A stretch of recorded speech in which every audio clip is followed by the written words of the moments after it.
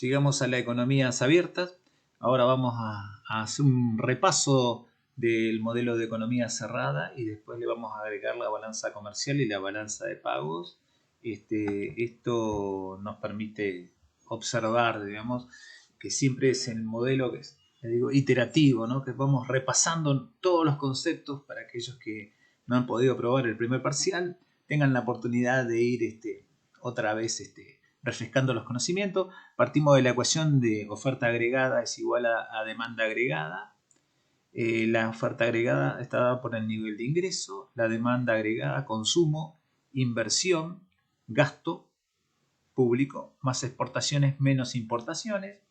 Eso nos obliga a definir el conjunto de ecuaciones nuevamente. El consumo es igual al consumo autónomo, más la propensión marginal a consumir por el ingreso disponible. El ingreso disponible es igual al ingreso de equilibrio, menos la tributación, los tributos, los impuestos, más las transferencias que realiza el Estado hacia las personas. Esto nos lleva a reemplazar este ingreso disponible aquí. Entonces el consumo es igual al consumo autónomo, más la propensión marginal a consumir por el ingreso de equilibrio, menos los impuestos, más las transferencias.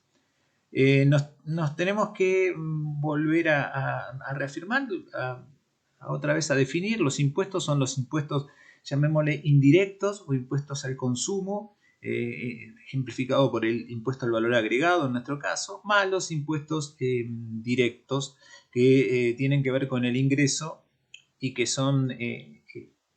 lo asociamos al impuesto a la renta o denominado impuesto a las ganancias. O sea, en el gasto público es G, es exógeno, es una decisión del gobierno, como ahora en el marco de la pandemia 2020, que ha aumentado el gasto público fuertemente, así como ha aumentado las transferencias en el caso del ingreso familiar de emergencia, que van desde el gobierno hacia las personas.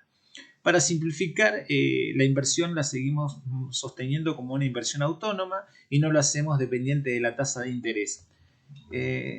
Cuando tenemos aquí el consumo es igual al consumo autónomo más la propensión marginal a consumir por el ingreso, y acá que me queda menos los tributos indirectos, menos la tasa de imposición por el ingreso disponible, más las transferencias autónomas. Entonces esto nos permite hacer después un factor común, C por I menos C por T menos C por T por I más C por TR. Entonces la propensión marginal a consumir acompaña cada una de las variables del ingreso disponible.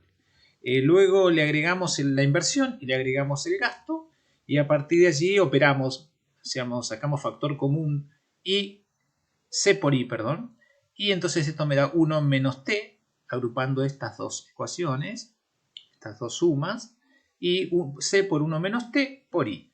Una vez que tenemos esta, la pasamos al otro lado, como está con signo positivo, restando.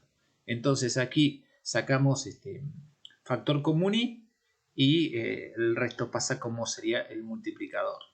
Todos los autónomos, consumo autónomo, inversión autónoma, C por menos C por T, que disminuye la demanda agregada, más C por TR, la parte de las transferencias que van hacia el consumo, más el gasto público, la llamamos gasto autónomo. Entonces, cuando nosotros aquí despejamos I, nos queda que es 1 menos C por 1 menos T, que está multiplicando, pasa dividiendo, y siempre tenemos, tal cual como veníamos haciendo hasta este momento, el ingreso es igual al multiplicador por el gasto autónomo. Ahora ya le agregamos, empezamos a ver que la balanza comercial nos trae, primero definir qué es la balanza comercial, que es función del ingreso de equilibrio interno, del ingreso de equilibrio internacional y del tipo de cambio real. Entonces, en líneas generales es igual a las exportaciones menos las importaciones. Y esto es exportaciones autónomas menos importaciones autónomas menos la parte de las importaciones que están ponderadas por la propensión a importar. Y esto se define porque el ingreso en las exportaciones son función del ingreso internacional y del tipo de cambio real. Por lo tanto, son autónomas, exógenos al modelo. En cambio, las importaciones dependen del ingreso interno y del tipo de cambio real. Para eso definimos el tipo de cambio real, que es el tipo de cambio nominal por el nivel de precios internacionales sobre el nivel de precios nacionales. O sea que si el nivel de precios nacionales aumenta por sobre el nivel de precios internacional, cuestión recurrente en nuestro país, el tipo de cambio real se hace menor, se está trazado con respecto a lo que sería un tipo de cambio real de equilibrio. Cuando nosotros hacemos donde se igualan las exportaciones con las importaciones, nos queda que las exportaciones netas van a ser iguales a cero. Y allí aparece el ingreso de equilibrio externo, que es otra variable más que vamos a tener en cuenta para definir el equilibrio, ¿no? Entonces aparece que aquí, cuando las importaciones que se comporta, digamos, gráficamente muy parecido al consumo, entonces como un consumo autónomo, menos una parte que depende positivamente, en el caso del consumo, del ingreso disponible, en el caso de las importaciones depende positivamente del ingreso nacional. Las exportaciones son exógenas al modelo, dependen del ingreso internacional y del tipo de cambio real, y entonces son una línea, digamos, paralela a la línea de abscisas, donde se corta las importaciones con las exportaciones. Allí tenemos el nuevo ingreso de equilibrio, que es el ingreso de equilibrio del sector externo. Veíamos que esto nos define dos zonas: la zona que está a la derecha del ingreso de equilibrio y a la izquierda del ingreso de equilibrio. A la izquierda del ingreso de equilibrio, lo podemos ver aquí, las exportaciones son mayores que las importaciones. O sea, la balanza comercial o saldo de la balanza comercial es positivo porque las exportaciones son mayores que las importaciones.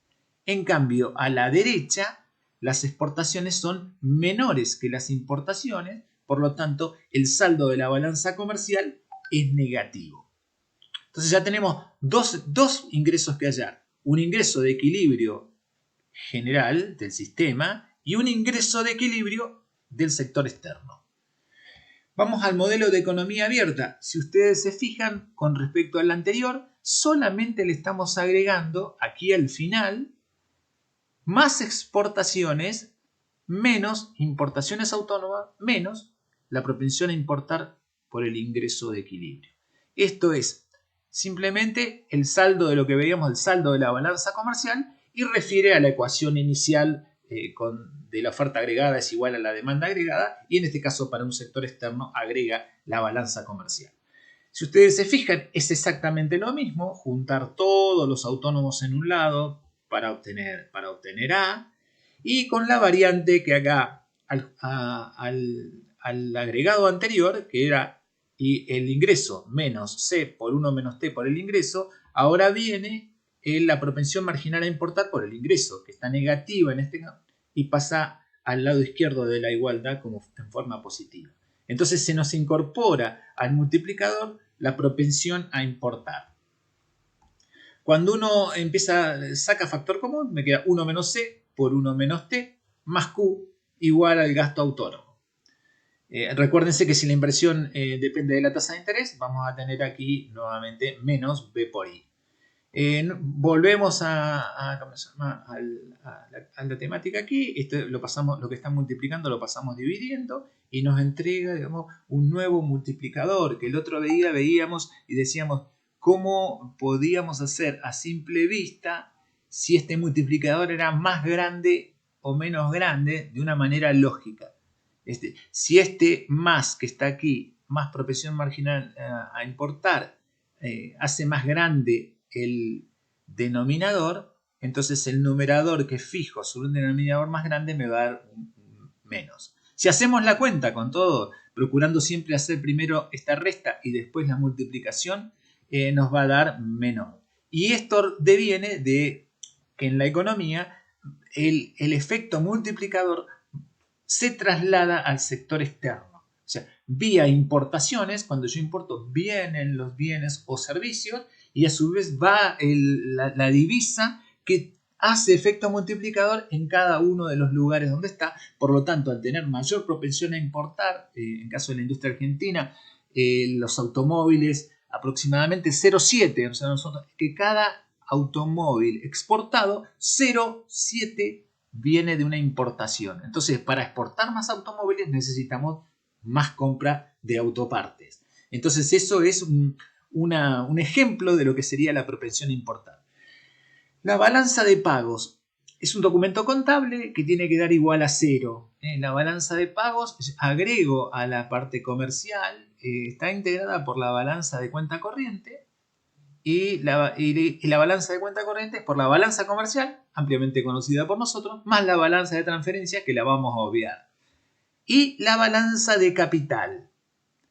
Aquí tenemos la inversión extranjera directa, que sería la inversión física, y el saldo de capitales, de la balanza de capital, que depende del diferencial de tasa. Si es la tasa interna muchísimo mayor que la tasa de interés internacional, entonces esta es una política que usamos cuando la balanza comercial nos está dando negativa. Entonces, pero esa tasa de interés la veíamos que tiene mucho que ver con la inversión. Entonces, una tasa de interés interna alta nos hace atracción de capitales, pero a su vez también nos deja con una inversión muchísimo menor. Entonces, cuando definimos el saldo de la balanza capitales, decimos, bueno, hay capitales que se van a trasladar sí o sí, y otros capitales que vienen por el diferencial de tasa de interés. Entonces, Z denota el movimiento de capitales no inducidos por la diferencia de tasa de interés. Pago de dividendos, salida de otros capitales de nuestro país, pago de intereses de la deuda y demás,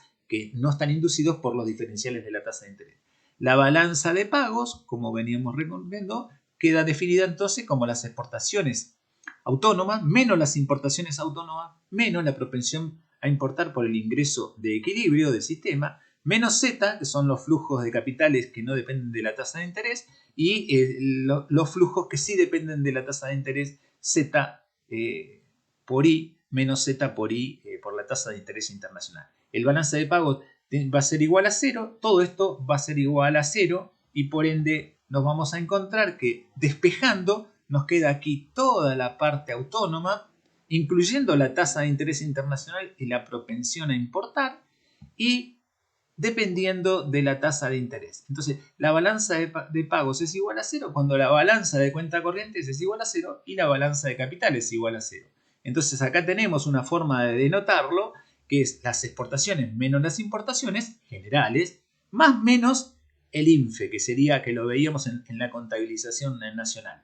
Entonces, ahora lo vemos de otra determinada manera, que las exportaciones menos las importaciones es igual a la inversión extranjera directa, inversión física, y la inversión financiera, que depende de la tasa de interés interna y de la tasa de interés internacional. En otra denotación, queda para seguir desarrollando que la balanza de pagos es un documento contable que es igual a 0, pero en general no da 0, y entonces si hay la balanza de pagos negativa, lo que llevaría es una salida de divisas del Banco Central, y una balanza de pagos positiva generaría, digamos, un incremento de las reservas en el activo del Banco Central. Para terminar esta parte, tenemos que destacar que ahora tenemos 4 sectores, tal cual como sucedía con la balanza comercial, que era una línea empinada, una línea a 90 grados de ¿cómo se llama? De la línea de abscisas. En este caso, la balanza de pagos es una recta con pendiente positiva, y a la izquierda, tal cual lo que sucedía antes, tenemos el superávit, pero si nosotros lo colocamos con el ingreso potencial de la economía, nos generan 4 sectores. En el sector 1, recesión, porque el equilibrio se va a dar, IS y LM, con recesión y con déficit de la balanza de pagos. En el sector 2, el equilibrio va a estar dado con expansión, porque está por sobre la línea del ingreso potencial, y con déficit en la balanza de pagos. En el sector 3 tenemos expansión con superávit en la balanza de pagos, y en el sector 4 recesión con superávit. Tengan en cuenta en la parte final de este video que el superávit y el déficit implica esta es la tasa de interés que iguala la balanza de pagos y la hace igual a 0. Con una tasa superior estaríamos atrayendo capitales, y con una tasa inferior estaríamos dejando que los capitales fluyeran hacia lo internacional, con lo cual estaríamos en déficit de la balanza de pagos y en la situación anterior en superávit.